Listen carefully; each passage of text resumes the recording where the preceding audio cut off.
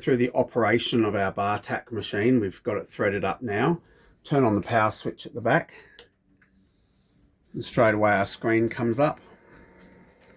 Wait for it to come to the home screen.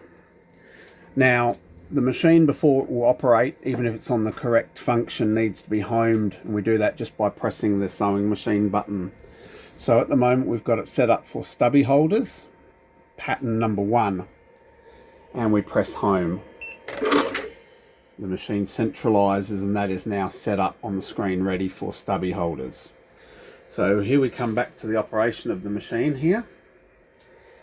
So we've got our joins in our stubby holders, and we've cut off the correct amount of length. That'll take a little bit of getting used to see how much you really need. You want as little as possible, as little necessary to fold underneath.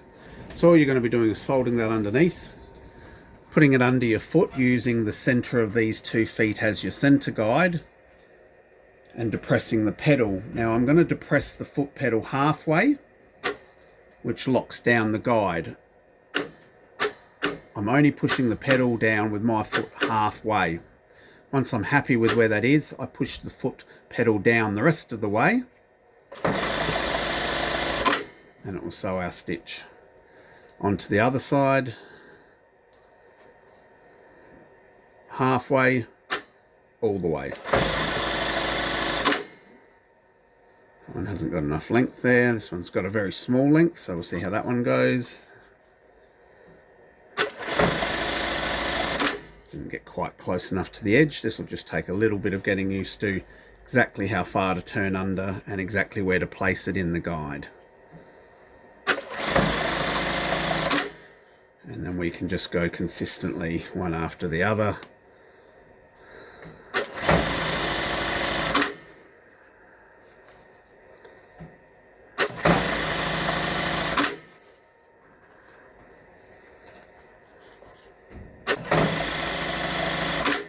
So on and so forth.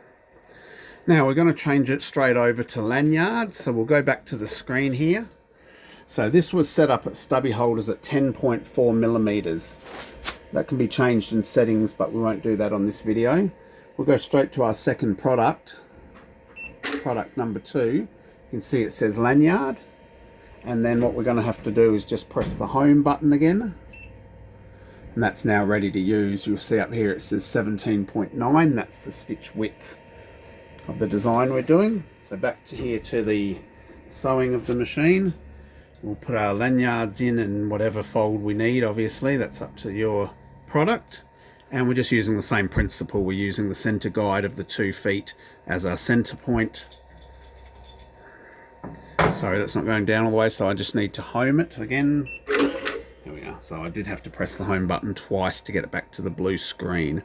Right, and now all we're doing is, again, halfway down we'll clamp it, all the way down with my foot pedal to run our seam.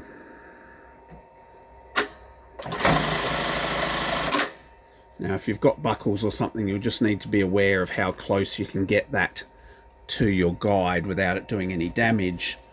And this is where, when you're testing a product, I would recommend you just push your foot halfway down, make sure that guide's going to fit in there nicely before you push the pedal down for the full width of it. We can change our speed, especially if we're going to do any sampling, so we can bring our speed right down with this speed control here. And then if we're going to sample a new product, we can just do it nice and slow to make sure we're happy with that before we start running it at full speed. So again, I'll go back to my speed control, put that back up. This machine will quite easily run at 15, 16, even faster. We'll put it at 16.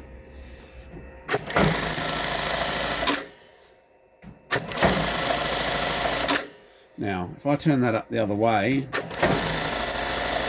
you'll see on the back side we've got really no tail at all. So that means we've got our stitch tension on the top tension unit up here set correctly. So we've got just the right amount of tail to hide in the stitch. And that's it.